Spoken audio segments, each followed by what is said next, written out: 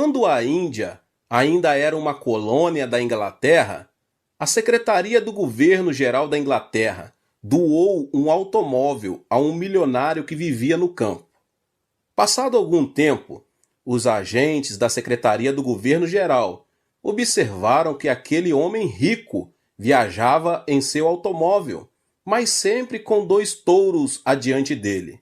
O carro tinha a potência de dezenas de cavalos. Entretanto, ignorando isso, ele o havia amarrado com uma corda a 2 touros para que estes o puxassem.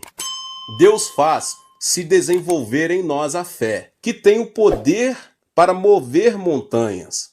O problema é que não sabemos como fazer uso dessa fé em nossa vida cotidiana.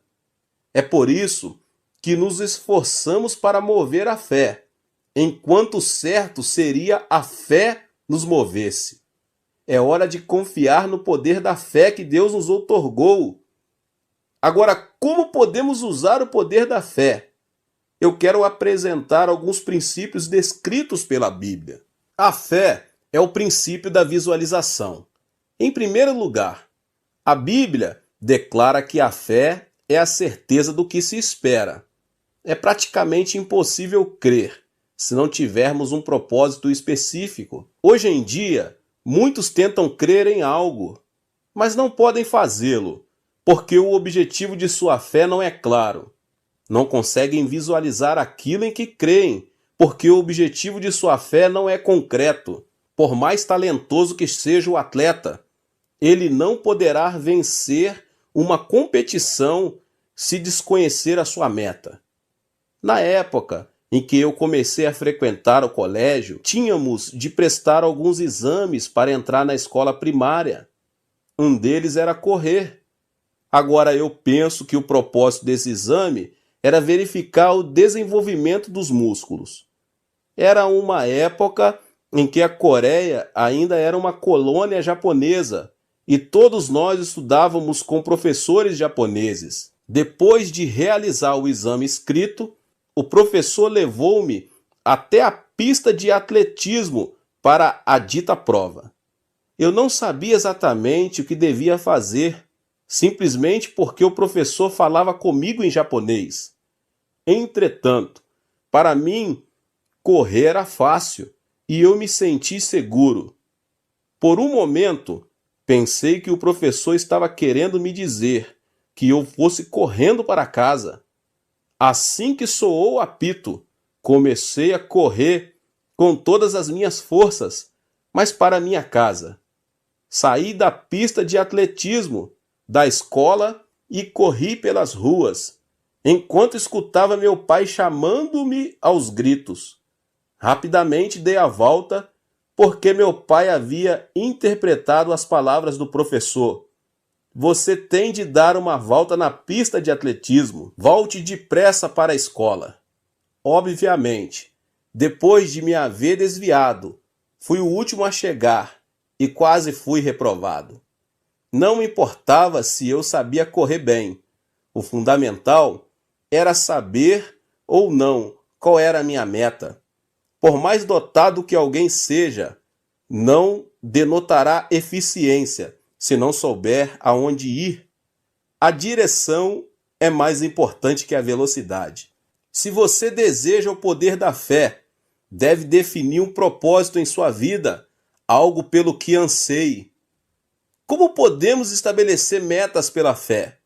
Deus ensina a direção e o propósito de nossa vida mediante um desejo forte, pois é Deus que efetua em vocês tanto querer quanto realizar, de acordo com a boa vontade dele, Filipenses 2,13. Deus produz em nós um forte querer, ou seja, um forte desejo, quando iniciamos um forte clamor. Podemos definir a direção e o propósito de nossa vida mediante o desejo. Portanto, a fé é o elemento pelo qual moldamos nossos sonhos. Podemos estabelecer metas claras quando a fé opera em nosso coração.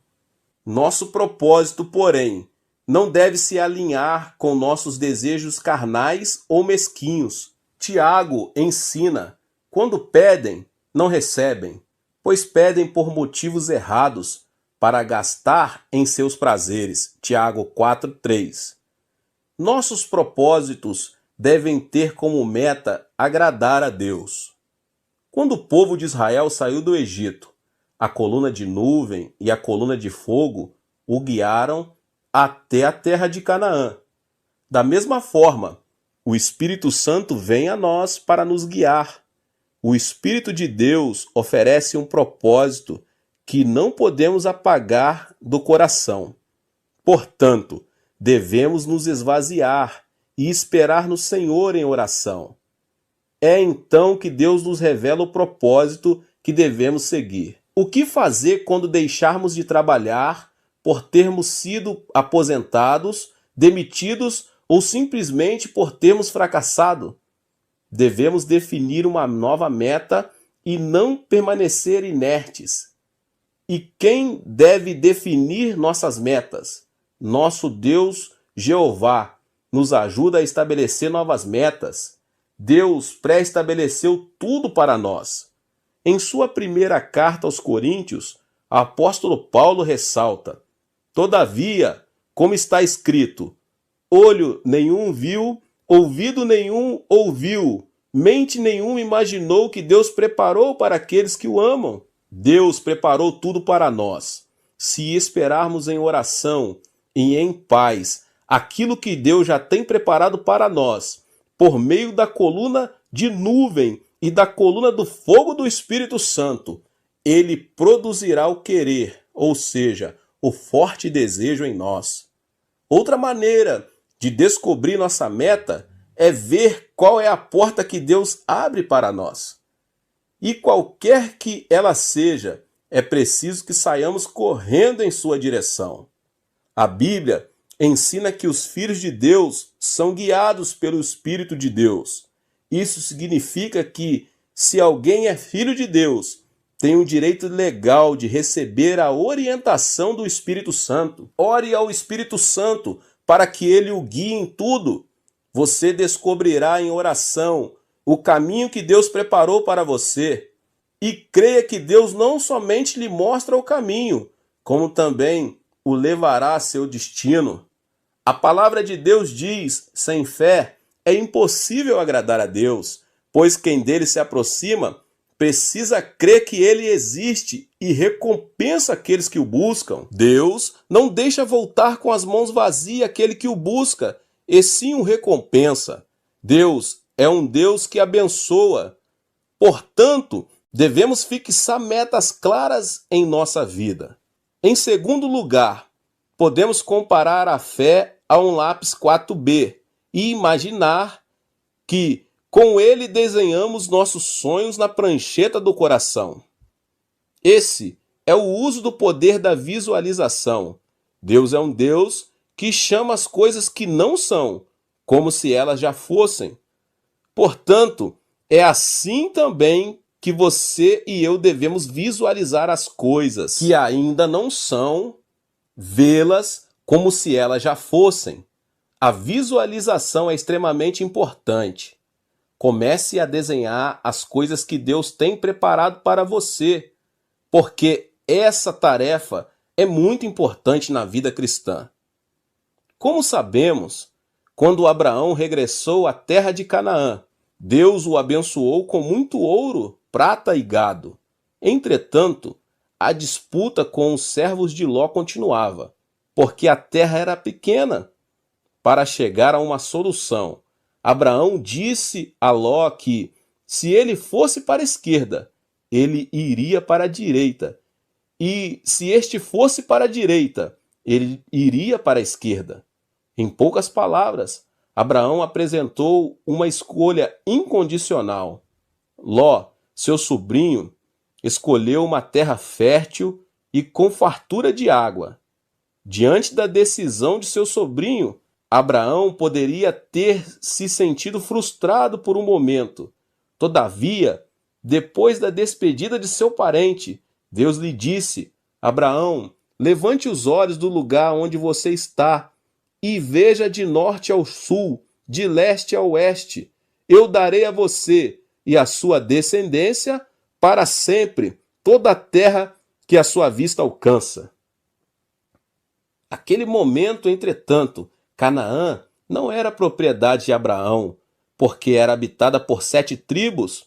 Não obstante, o Deus que chama as coisas que ainda não são como se elas já fossem, ordenou que Abraão olhasse para os 4 pontos cardeais, com o objetivo de ensiná-lo a visualizar como propriedade as coisas que ainda não eram. Deus é um Deus que torna possíveis todas as coisas. Se você quer trabalhar em sociedade com Ele, deve visualizar as coisas inexistentes como se já existissem. Deus opera quando somos capazes de crer que temos o que visualizamos pela fé. Não foi só nessa oportunidade que Deus disciplinou e recompensou Abraão em sua fé. Quando ele tinha 85 anos de idade e já se haviam passado 10 anos desde o início de sua habitação na terra de Canaã, Abraão continuava sem filhos. Ele orava incessantemente para que Deus lhe desse um filho. Certa noite, Deus o tirou de sua tenda e lhe disse que observasse as estrelas do céu. Conte as estrelas do céu. Abraão começou a contar as estrelas, até que Deus lhe disse: chega, não continue contando, porque igualmente numerosa será a sua descendência. Devemos estar atentos ao fato de Deus não ter simplesmente prometido dar-lhe muitos filhos. Abraão teria seguido Deus se ele tivesse prometido: eu darei muitos filhos a você. Observe que ele não fez isso. Deus lhe disse que contasse as estrelas numa noite muito escura. Porque Deus tirou Abraão de sua tenda e disse que ele contasse as estrelas. Há uma ordem aqui. Ou seja, primeiro era preciso visualizar, para que então a fé fosse operada. Quando o objeto da fé é real e nós o visualizamos, nossa fé é fortalecida e Deus age de acordo com ela. Ao visualizar as estrelas, Abraão pôde imaginar concretamente o que teria. Depois de ter visualizado, Abraão esqueceu-se de que tinha 85 anos e sua esposa 75, embora sua esposa fosse estéril. Ele visualizou, pela fé, um fato que sucederia acima das circunstâncias naturais. Abraão e Sara conseguiram entrar nos sonhos da 4ª dimensão, superando os limites da 3ª. A partir desse momento, ele pôde crer que seria pai de multidões. A Bíblia diz que ele creu na promessa divina. É disso que trata o princípio da visualização. Deus prometeu a Abraão uma obra sobrenatural do Espírito Santo quando ele começou a visualizar esse sonho, de dia e de noite. Agora é preciso que você visualize a cruz. Hoje em dia, muitas igrejas colocam uma cruz no fundo do púlpito. Por que isso? Por causa do princípio da visualização. O que é a cruz? A cruz nos faz lembrar de Jesus Cristo, que morreu por nós há 2000 anos. O cristão nunca deve olhar para a cruz sem nenhum sentido, e sim recordar a história que essa imagem transmite. A cruz não tem significado apenas simbólico. Ela me faz lembrar que os meus pecados foram julgados pelo sofrimento de Jesus e que eu fui liberto do pecado e do mal. Sempre que olhamos para a cruz, podemos ter a consciência de que todos os nossos pecados foram perdoados por Jesus Cristo. Devemos crer por meio da cruz. O muro que nos separava de Deus foi derrubado e agora, desfrutando de comunhão com Ele, o Espírito Santo habita em nós. A fé não provém de qualquer lugar, e sim da cruz. Quando cremos que Jesus carregou nossas ansiedades, enfermidades e aflições, apesar de vez por outra passarmos por momentos de aflição em nossa vida, Quando não se pode divisar nenhuma luz, é preciso que visualizemos a cruz. Devemos olhar para o Jesus da cruz, que levou todas as nossas maldições, removeu os espinhos e as ervas daninhas e acabou com a pobreza. Visualize pela fé e clame a Deus, porque o Senhor solucionará os seus problemas. Pois vocês conhecem a graça de nosso Senhor Jesus Cristo, que sendo rico, se fez pobre por amor de vocês, para que por meio de sua pobreza vocês se tornassem ricos, 2 Coríntios 8:9. Por isso devemos reivindicar que por meio de Cristo, a bênção prometida a Abraão chegará às nações. Por isso precisamos visualizar a cruz. Por meio da cruz, podemos viver a experiência de ter saído do pesadelo do nosso passado. Precisamos ter em mente que fomos libertos do velho homem e renovados mediante a cruz. Ir para o inferno deve ser algo que fique no esquecimento. Devemos visualizar Cristo, que cancelou a morte e o Hades e nos trouxe o céu e a vida eterna. Portanto, se alguém está em Cristo, é nova criação. As coisas antigas já passaram. Eis que surgiram coisas novas, 2 Coríntios 5:17. Por intermédio da cruz, devemos visualizar nós mesmos como uma nova criação e então aceitar-nos. É por isso que as igrejas têm uma cruz visível em seu púlpito e edifício. Não se trata de obrigarmos as pessoas a crerem, mas trata-se de ajudá-las a crescer na fé, por visualizarem a cruz. Você deve se conscientizar a respeito de quem será em Cristo Jesus, visualizar sempre a realização de seus sonhos em oração, estabelecer uma meta clara e visualizar o alcance dessa meta. De fato, Jacó aproveitou esse princípio espiritual. Ao ver as varas salpicadas de branco, os animais começaram a dar à luz crias salpicadas de branco. Do ponto de vista racional e da ciência atual, isso parece um conto fictício.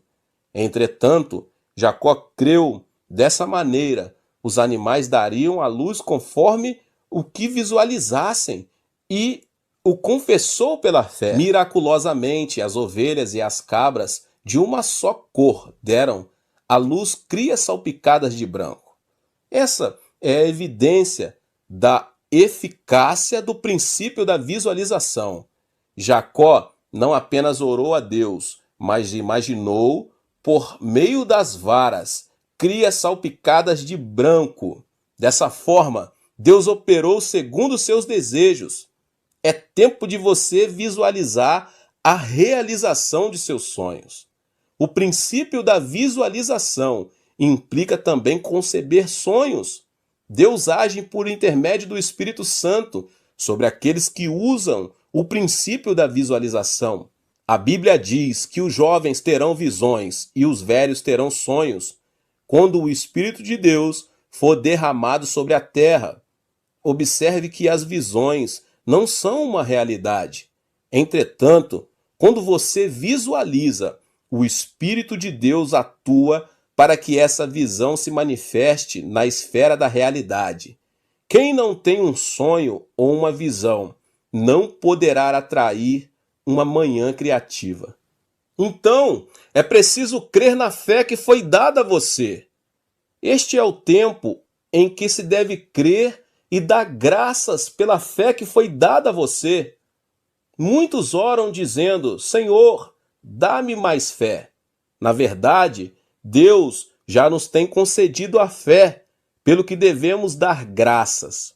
Todos nós nascemos com uma aparência física própria. Entretanto, observe que Deus não deu tudo isso por termos pedido em oração. Senhor, dá-nos 2 olhos, um nariz, 2 orelhas, uma boca e 2 braços. Deus nos deu tudo isso sem que precisássemos pedir. Assim, se usarmos corretamente essas características, desfrutaremos uma vida saudável e feliz. Da mesma forma, todo cristão passa a ter fé quando aceita Jesus em seu coração. O apóstolo Paulo cita: por isso, pela graça que me foi dada, digo a todos vocês, ninguém tenha de si mesmo um conceito mais elevado do que deve ter, mas ao contrário, tenha um conceito equilibrado, de acordo com a medida de fé que Deus lhe concedeu. Romanos 12:3. Deus nos deu uma medida de fé antes de nascermos. Quem deixa que essa fé se desenvolva pode experimentar um crescimento qualitativo em sua vida espiritual. Entretanto, se a pessoa não usa sua fé, esta perde sua função e se extingue. Ou seja, na vida, torna-se difícil experimentar um milagre, ainda que pequeno. Todos têm fé, portanto, devemos decidir crer ou não com a medida de fé que já temos. Se decidirmos não crer, obviamente será difícil crer. Por mais que Deus nos tenha dado certa medida de fé, se decidirmos não crer, de nada servirá a fé que recebemos. Ninguém toma a decisão por nós. Por mais que Deus insista para que creiamos, se decidirmos não crer, não alcançaremos uma resposta por parte dele. Esse é um assunto sobre o qual temos de decidir. E quando tomamos a decisão acertada, Deus permanece conosco. As pessoas vivem na dúvida, crer ou não crer. A fé não se recebe por compromisso de ninguém. Jesus realizou todo tipo de milagres, mas quem decidiu não crer, acabou não crendo nele. A evidência externa, ou seja, o milagre visível, não produz fé. Entretanto, devemos decidir crer e seguir pela trilha da fé, mesmo que nossos olhos não vejam nada, nossos ouvidos não ouçam coisa alguma, ou nossas mãos não toquem em absolutamente nada. Meus irmãos e irmãs, ter fé é não se dar por vencido. Tiago recomenda: peça, porém, com fé, sem dúvida, pois aquele que duvida é semelhante à onda do mar, levada e agitada pelo vento. Não pense que tal pessoa receberá alguma coisa do Senhor, pois tem mente dividida e é instável em tudo que faz. Como a fé é algo que o Senhor já pôs em nosso coração, crer é uma questão de decisão. Por mais que o vento sopre forte do norte, do sul, do leste e do oeste, precisamos crer. Tomada uma decisão, aconteça o que acontecer, você precisa obedecer e perseverar na fé. É certo que a vida nos traz frustrações, mas esse será o tempo de abrir as páginas da sua Bíblia e ler com perseverança. Devemos também ter comunhão com homens e mulheres de fé e receber ajuda. Muitos se dão por vencidos com muita facilidade, porque não sabem que depois de um curto período de perseverança brotará o fruto. Entretanto, os que esperam no socorro de Jeová conseguem ver a glória de Deus pela fé. Na época da corrida do ouro, no oeste dos Estados Unidos, certo empresário investiu tudo o que tinha para desenvolver uma mina de ouro. Entretanto, não conseguiu encontrar nada, mesmo nos lugares onde se afirmava haver grandes depósitos de ouro. As pessoas à sua volta começaram a se mostrar frustradas e falar contra ele. Tudo isso o levou ao desespero, a ponto de não poder mais resistir. Vendeu todas as máquinas e a mina de ouro por um preço muito baixo, quase de graça. Ironicamente, a pessoa que comprou a mina descobriu uma grande jazida de ouro depois de cavar apenas 10 metros. Se o empresário que vendeu a mina tivesse persistido um pouco mais, teria descoberto o que tanto esperava. Infelizmente, ele se deu por vencido, quando o êxito estava a um passo dele. Algo semelhante ocorre com Deus e nossa fé. Encontramos-nos a um passo de ver um milagre. Entretanto, de modo geral, nós nos damos por vencidos e abandonamos tudo antes de atingir a meta. Assim como a escuridão é mais acentuada exatamente antes de o sol raiar no horizonte, a frustração apresenta-se quase intolerante exatamente antes de atingirmos nossa meta. Nessas ocasiões, você deve ter certeza de que um novo dia de esperança está se aproximando. Deve superar o obstáculo e permanecer na fé. Os irmãos na fé podem ser um grande estímulo quando dizem: anime-se, siga em frente, não fique frustrado, tente mais uma vez. Os que se encontram sós e isolados sentem uma dupla aflição, porque não encontram pessoas que o acompanhem numa luta. É bom que 2 ou 3 se juntem em fé. Assim, se um cair, o outro pode ajudá-lo a se levantar. E, se um se mostrar frustrado, outro pode sustentá-lo. Portanto, o fruto da fé chega quando motivamos uns aos outros e nos impulsionamos para a frente. O apóstolo Paulo declara: consequentemente, a fé vem por se ouvir a mensagem, e a mensagem é ouvida mediante a palavra de Cristo. Romanos 10:17. Devemos escutar e motivar os outros a escutarem a palavra. Ao sentirmos que nossa fé parece estar perdendo força. Em sua segunda carta aos Coríntios, Paulo revela por que vivemos por fé e não pelo que vemos. Portanto, ao vacilarmos, frustrados por aquilo que vemos, é necessário que as pessoas ao nosso redor nos estimulem na fé. O escritor aos Hebreus reitera uma declaração do Senhor ao profeta: mas o meu justo viverá pela fé, e se retroceder, não me agradarei dele. Portanto, devemos aumentar nossa fé, para que Deus nos dê vida eterna e se agrade de nós. Se você creu, então deve crer até o fim. Caso você venha a abandonar a fé, possivelmente isso será pior do que se não houvesse crido. O diabo não pretende devorar quem não crê, porque sabe que sua comida já está reservada ao seu lado.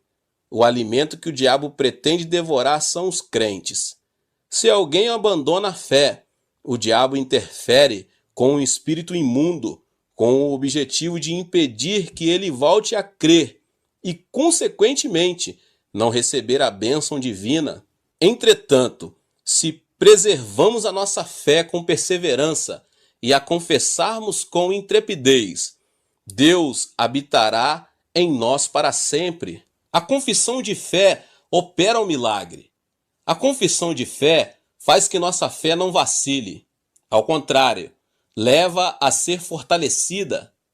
É fundamental que, mediante a confissão da palavra, você tenha uma fé firme e segura. Nosso Deus não disse a Abraão que apenas olhasse para as estrelas. Ele mudou seu nome quando ele estava com 99 anos de idade. Isso significa que, da mesma forma que era necessária a fé para visualizar o que o Senhor lhe prometia, o momento era de confissão com a boca. Não sou mais Abrão, mas Abraão, ou seja, pai de multidões. E minha esposa não é mais Sarai, mas Sara, que quer dizer princesa. Assim como Deus operou um milagre por meio da visualização, ele os motivou a confessar pela fé todos os dias. As Escrituras ensinam: pois com o coração se crê para a justiça, e com a boca se confessa para a salvação. Romanos 10:10. A confissão de fé fez que Abraão e Sara tivessem o próprio filho, chamado Isaque. É preciso ter uma fé positiva, forte e corajosa, e confessá-la com a boca. Se você quiser fazer uso da fé, deve seguir esses 3 passos.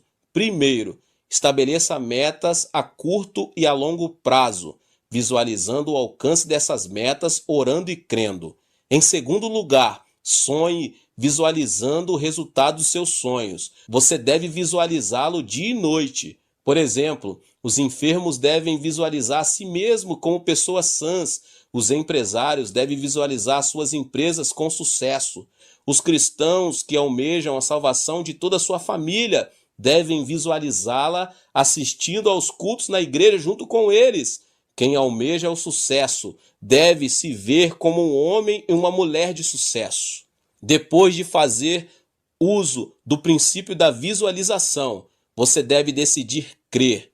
Crer, mesmo que seus olhos não vejam coisa nenhuma, seus ouvidos não ouçam nada, ou suas mãos não toquem nada. Devemos visualizar a fé e crer. Depois, devemos dar graças a Deus, orar de acordo com esses 3 passos. Ó Deus Pai, concede-me o meu pedido. Tenho uma meta clara e a estou visualizando e crendo que tu farás a obra. Opera segundo a medida da minha fé. Esses passos permitirão que você veja sua fé manifestando-se em realidade. Além disso, em oração, nunca se esqueça de olhar para a cruz, visualizar o que Jesus Cristo fez por nós.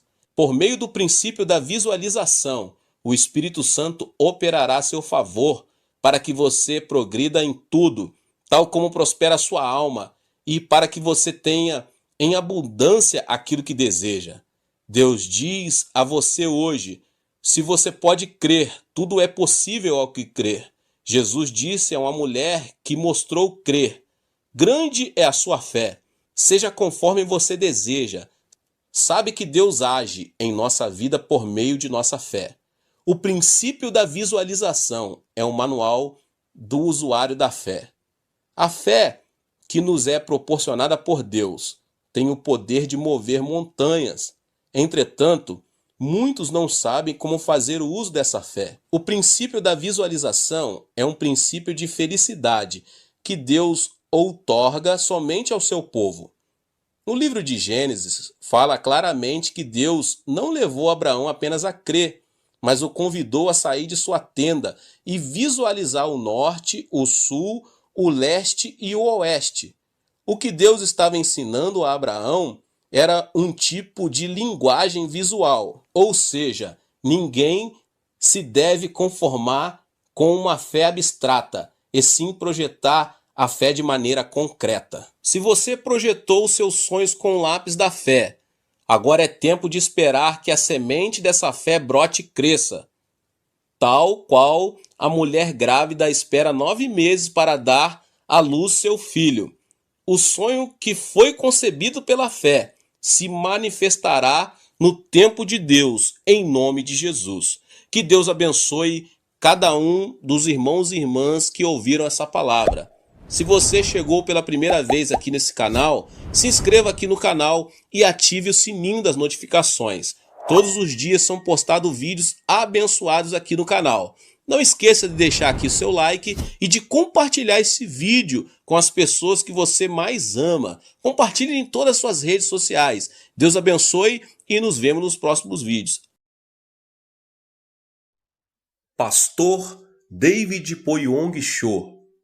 Em Romanos, no capítulo 4, nos versos 19 ao 22, diz assim: sem se enfraquecer na fé, reconheceu que o seu corpo estava sem vitalidade, pois já constava cerca de 100 anos de idade, e que também o ventre de Sara já estava sem vigor. Mesmo assim não duvidou, nem foi incrédulo em relação à promessa de Deus, mas foi fortalecido em sua fé e deu glória a Deus, estando plenamente convencido de que ele era poderoso para cumprir o que havia prometido. Em consequência, isso lhe foi creditado como justiça. Há um ditado espanhol que diz: se você perdeu dinheiro, perdeu algo grande. Se perdeu um amigo, perdeu algo maior. Mas se você perdeu a fé, perdeu tudo. O que significa isso, meus irmãos? Significa que a fé é a fonte de vida do homem. Aleluia. Deus disse: o justo viverá pela fé. Abacuque 2:4. Isso significa, meus irmãos, que a vontade de Deus é que vivamos pela fé.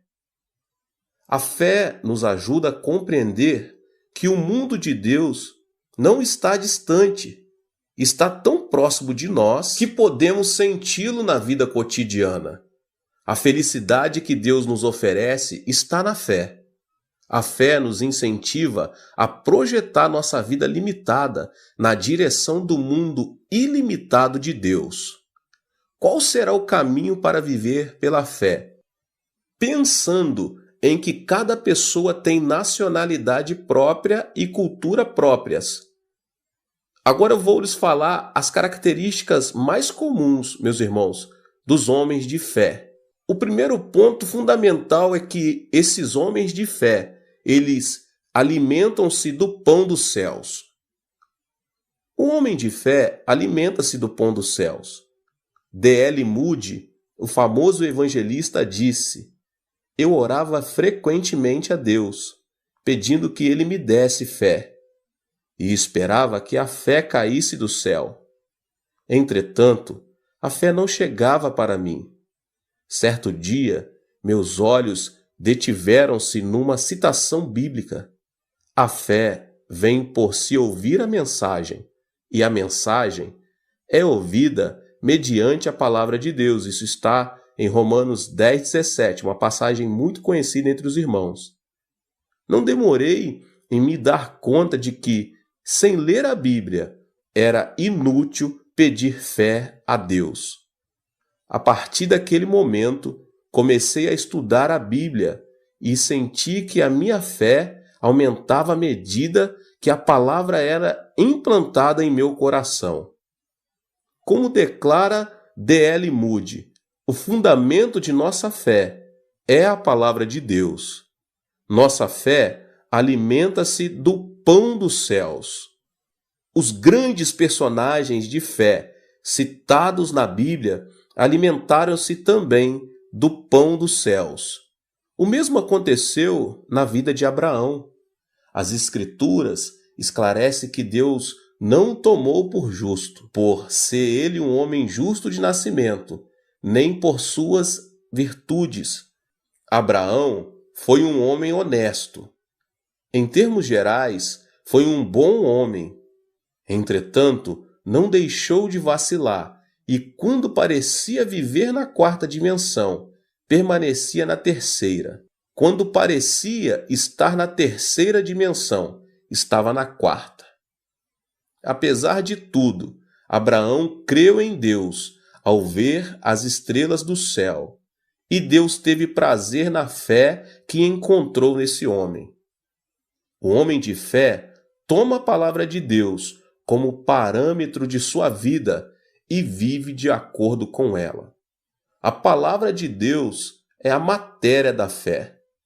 No Egito, Israel ganhava o pão de cada dia com o próprio esforço. E, quando os israelitas viviam da colheita, tiravam proveito do rio Nilo e plantavam sementes. Em poucas palavras, a vida do Egito era planejar, trabalhar e esforçar-se humanamente com o objetivo de ganhar o pão de cada dia. Apesar disso, ao saírem do Egito, sob a liderança de Moisés, não havia como viver pelo esforço humano. As características mostravam que não havia água, terra nem semente para plantar. Era um deserto desabitado. Por isso, os israelitas não tinham outra coisa a fazer senão simplesmente olhar para cima, olhar para o alto.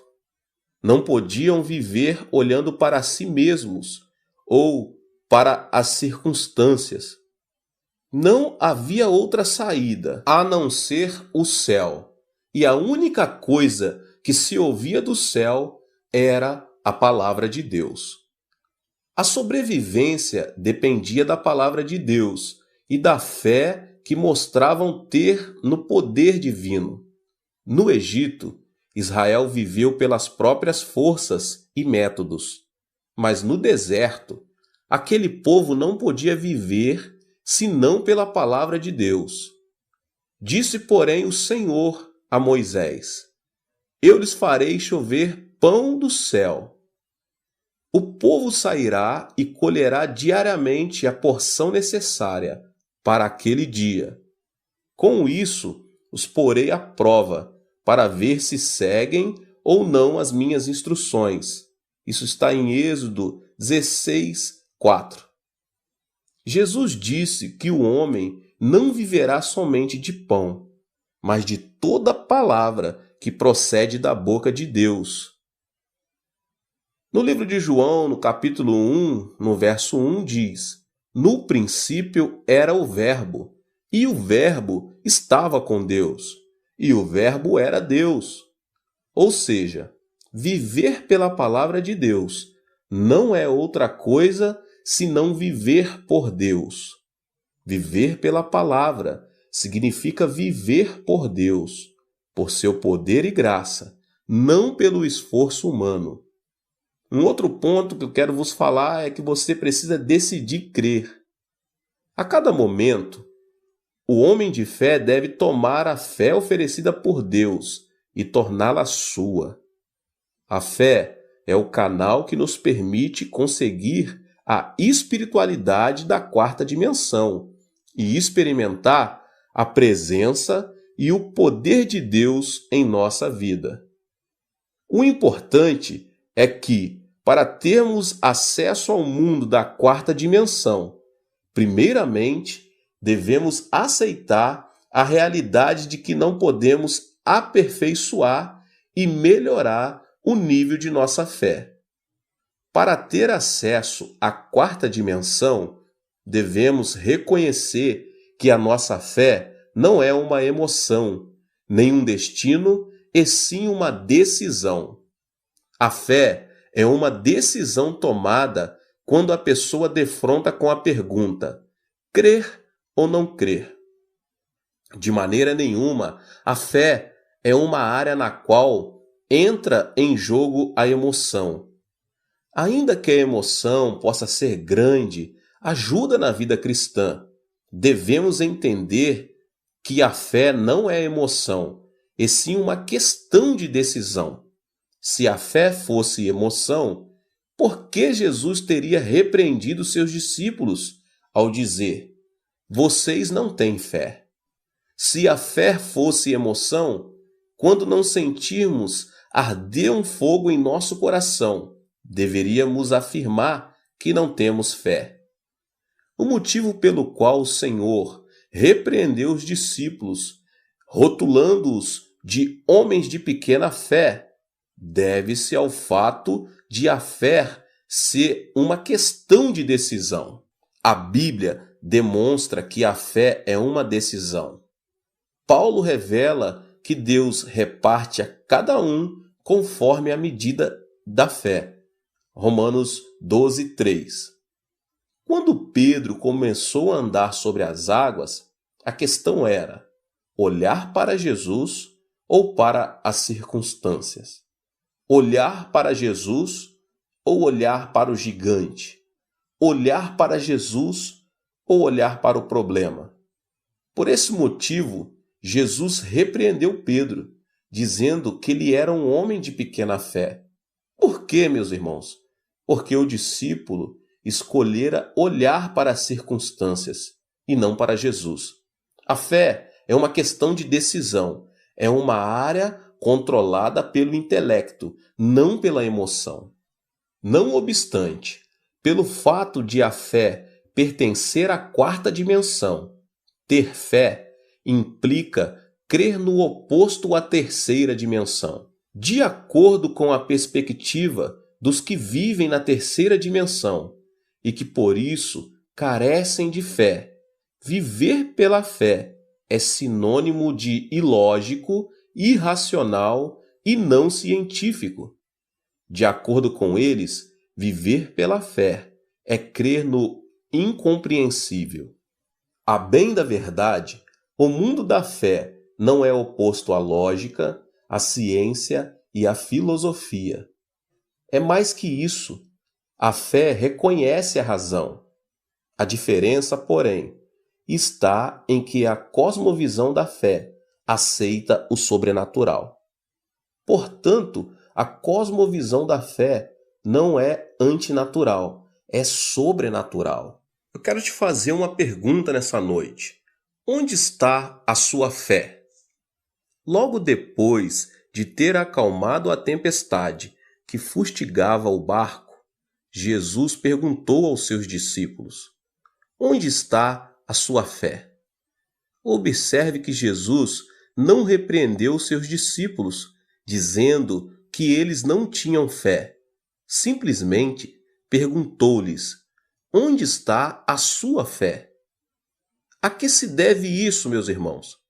Quando os discípulos subiram com Jesus no barco, o Senhor lhes disse: vamos para o outro lado do lago.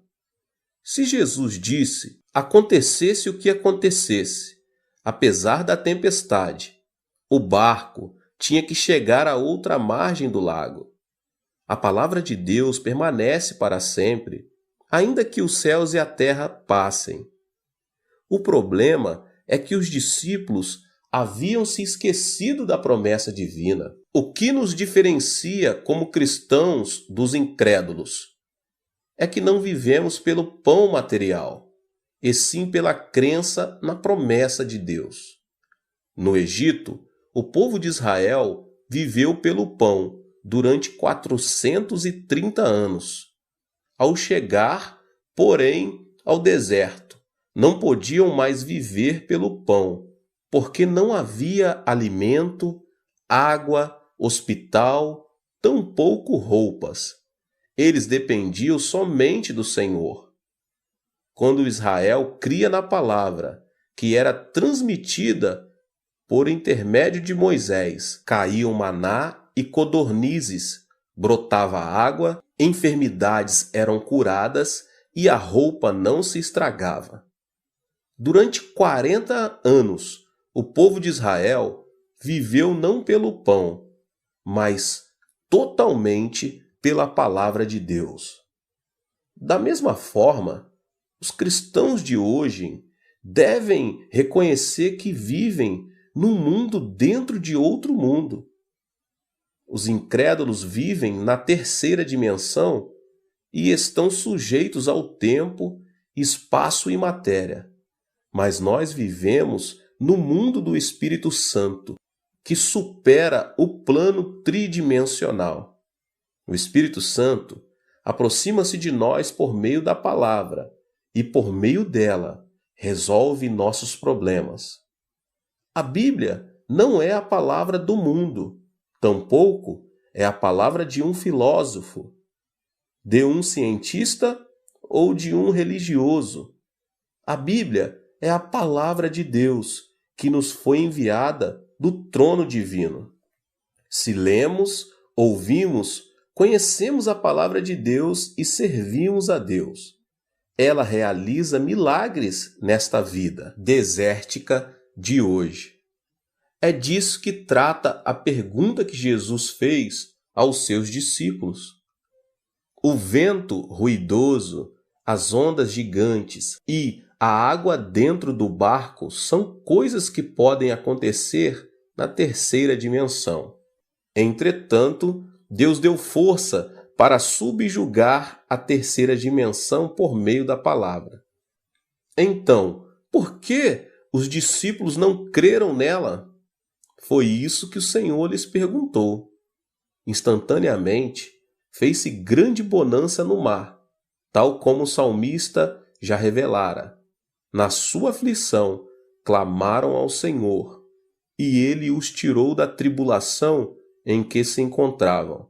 Reduziu a tempestade a uma brisa e serenou as ondas. Salmo 107, 28 e 29. Atualmente, o Senhor acalma a tempestade de nossa vida quando lemos a palavra. Antes de sairmos em direção ao mundo, devemos crer na palavra de Deus.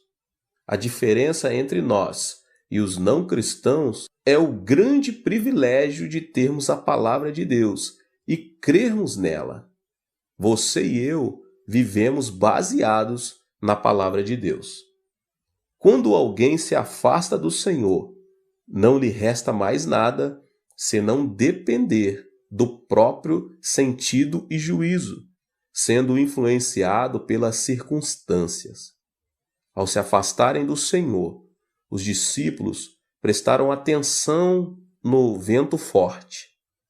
No entanto, quando alguém se aproxima do Senhor, não teme, apesar do vento e das ondas, porque Jesus é maior que todas as ondas, o vento e qualquer outra coisa do mundo. O Senhor nos amou tanto que seu corpo foi dilacerado na cruz. Ele derramou seu sangue para pagar o preço de nossos pecados. Assim, podemos crer que o Senhor nunca se apartará de nós. Certo dia, quando eu era menino e vivia no campo, o galinheiro pegou fogo e as galinhas morreram em consequência disso. Ao chegar mais perto, vi uma galinha morta, completamente queimada, mas a forma de suas asas me chamou muito a atenção.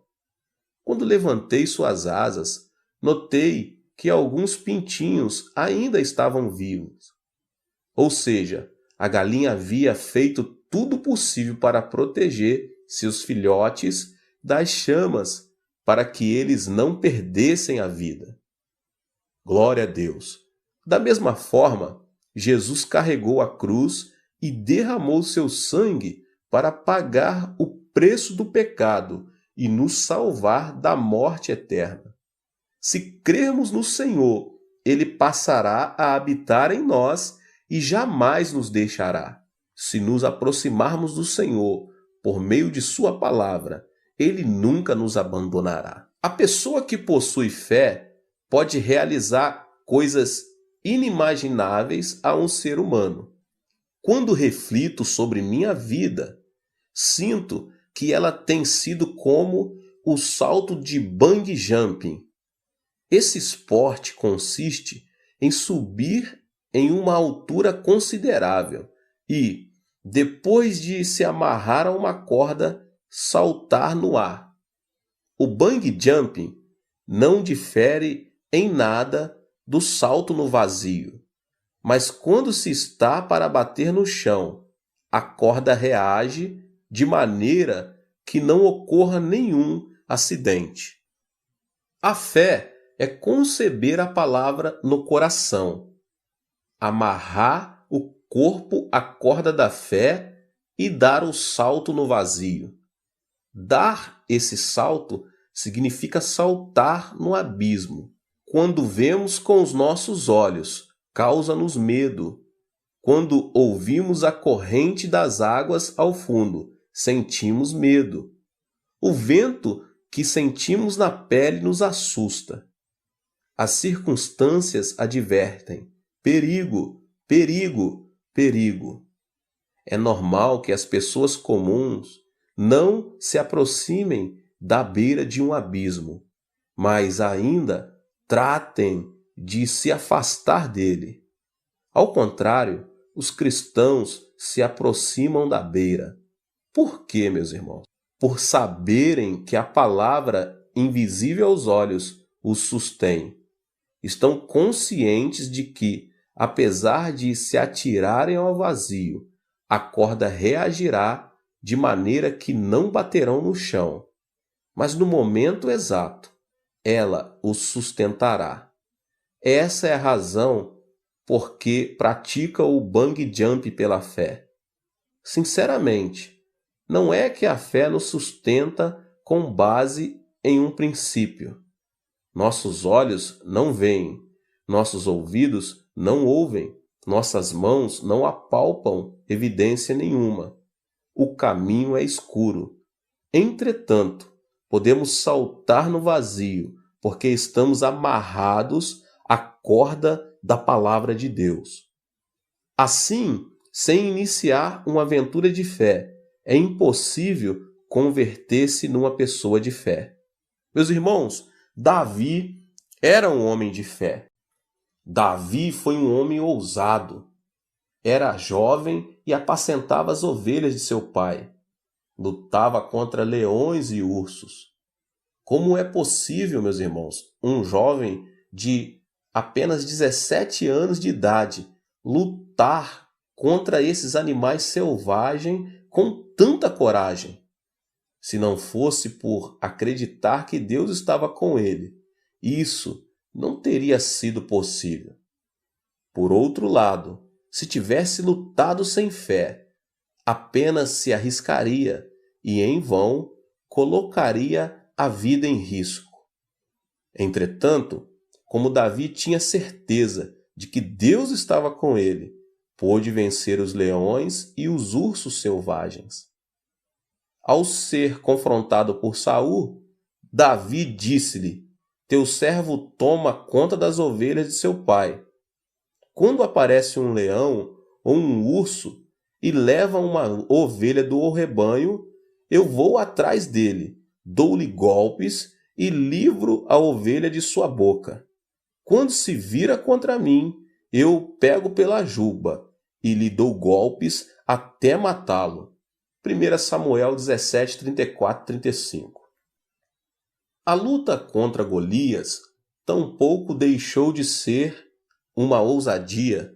O rei Saul já havia se acovardado e todo o povo de Israel, que até aquele momento cantava vitória, estava atemorizado.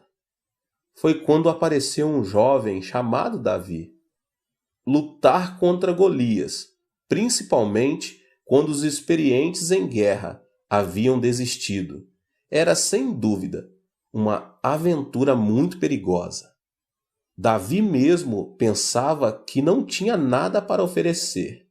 Sua estatura, seu peso, sua experiência em guerra, tudo sinalizava de que não havia motivo para se confiar nele.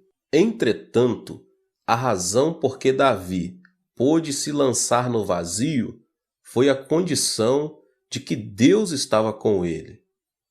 Por trás da cena estava Saul, que cria em Deus, mas não se atrevia a se arriscar. Tampouco os guerreiros de Israel.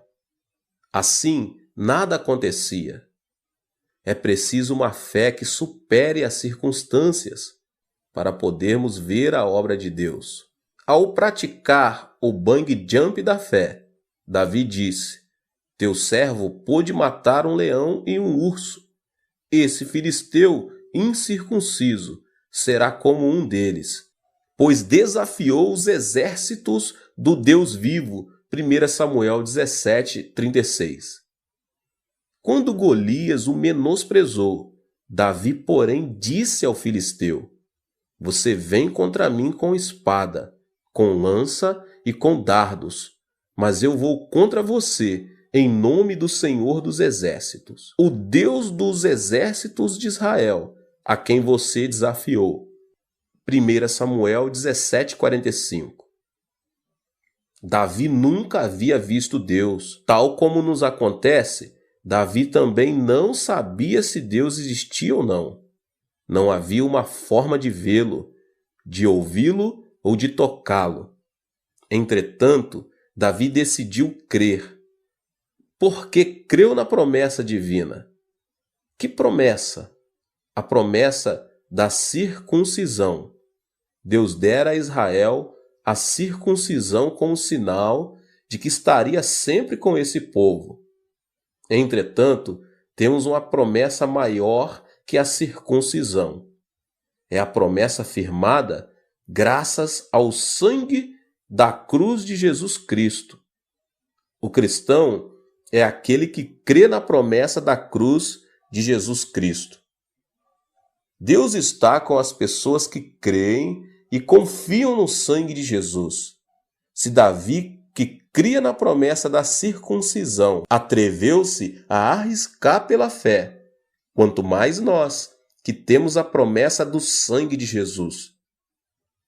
Devemos nos lembrar de que, se nos negarmos a assumir o risco, da mesma forma, Deus não atuará em nosso favor. Pedro também é um homem de fé. Pedro estava lavando as redes, pois não havia pescado durante a noite toda.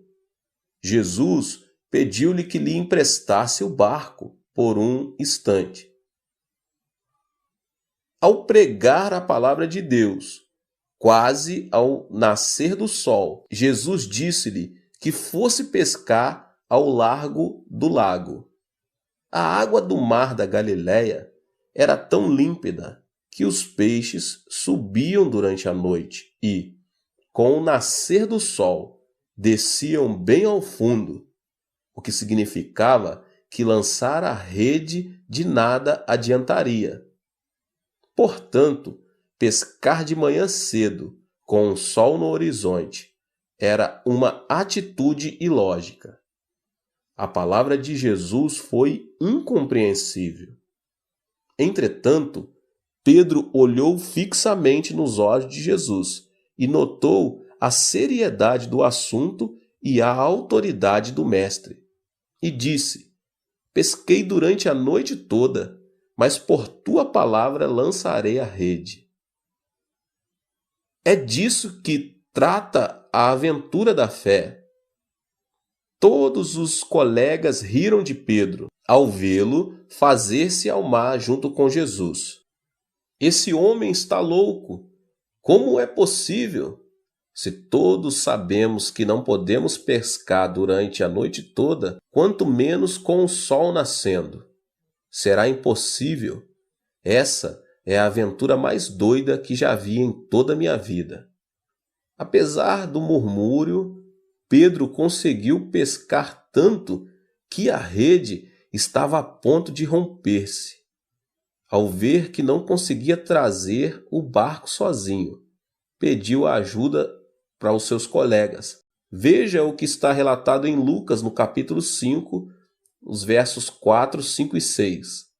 Tendo acabado de falar, disse a Simão: vá para onde estão as águas mais fundas, e a todos lancem as redes para a pesca.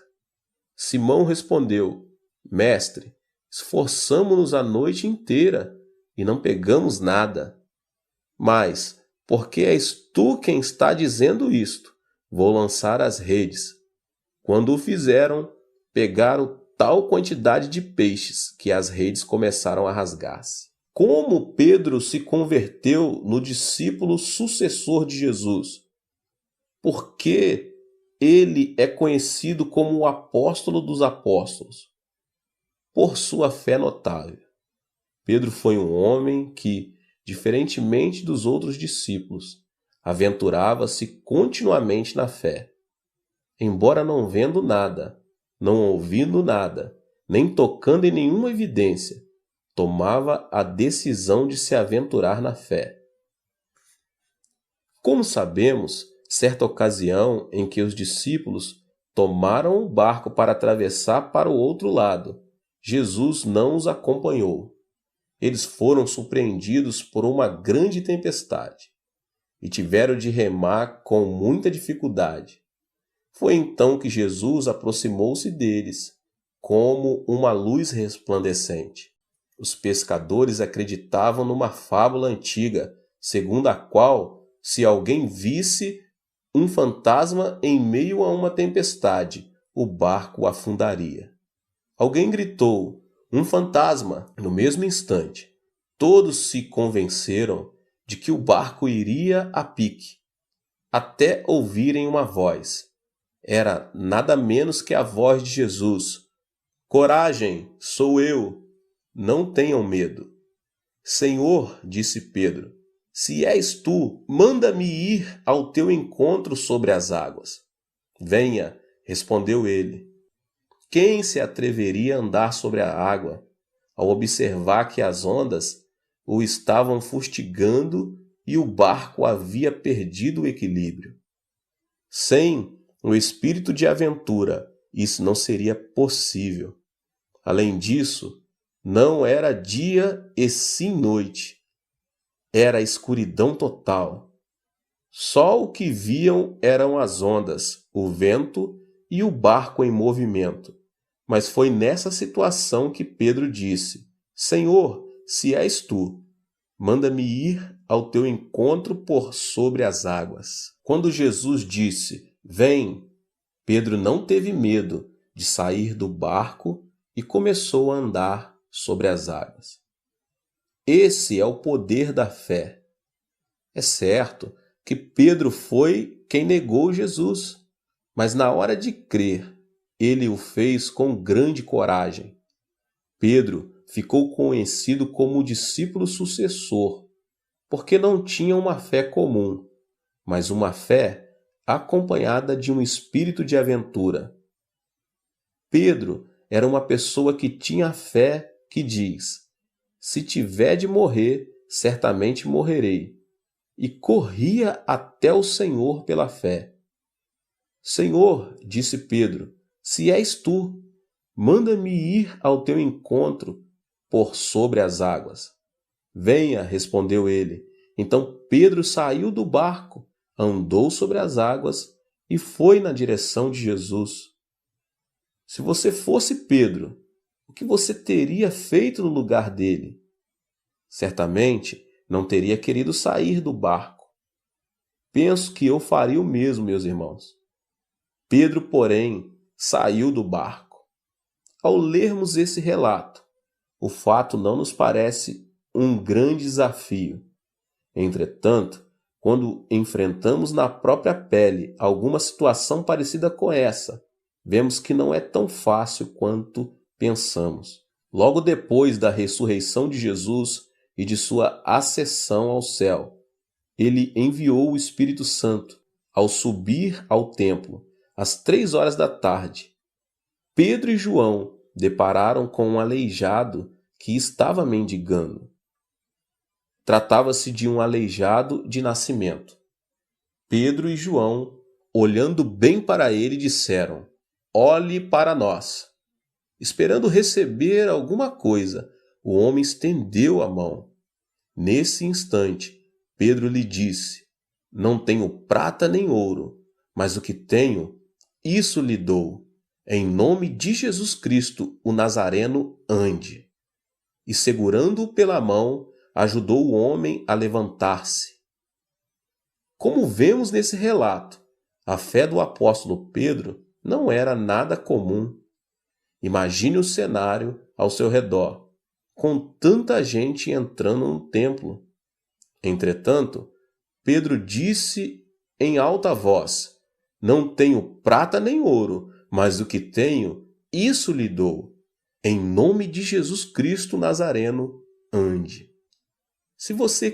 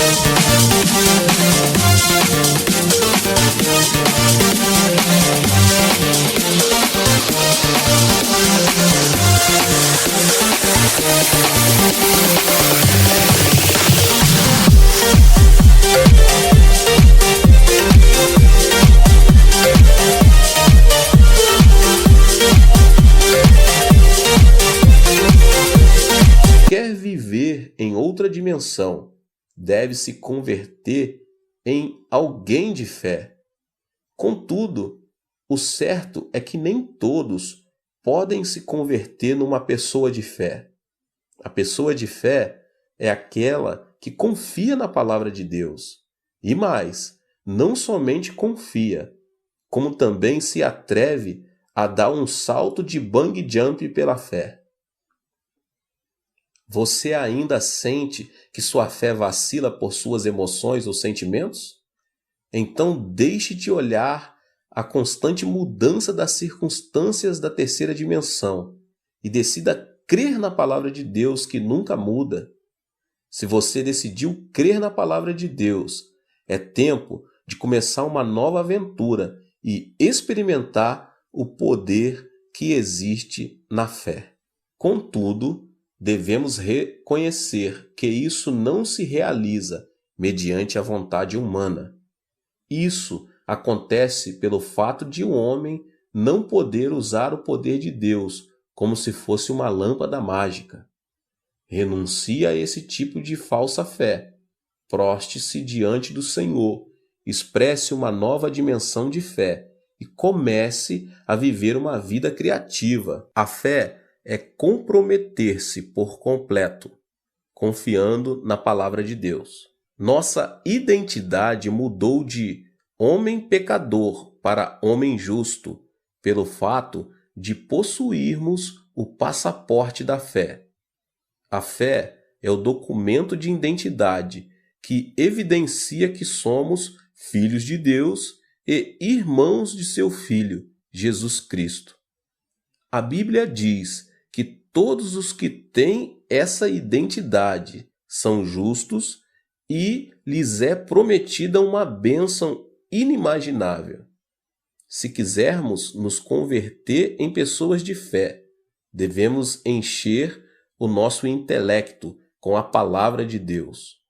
Uma vida não formada pela palavra de Deus é como uma casa edificada sobre a areia. O passo seguinte é preservar a fé, tal como Pedro lançou as redes confiando na palavra de Deus. Devemos recordar que a fé é uma área que envolve não somente o intelecto, mas também a prática. Você pode começar a experimentar o mundo de Deus no momento em que se comprometer plenamente numa empreitada chamada fé. Meus queridos irmãos, que Deus abençoe a vida de cada um que ouviu essa palavra poderosa. Se você chegou pela primeira vez aqui nesse canal e ainda não é inscrito, se inscreva aqui no canal e ative o sininho das notificações para que você possa receber todos os vídeos e você possa deixar também o seu like e que você compartilhe este vídeo, esta palavra com as pessoas que você mais ama. E nos vemos nos próximos vídeos. Deus te abençoe mais uma vez.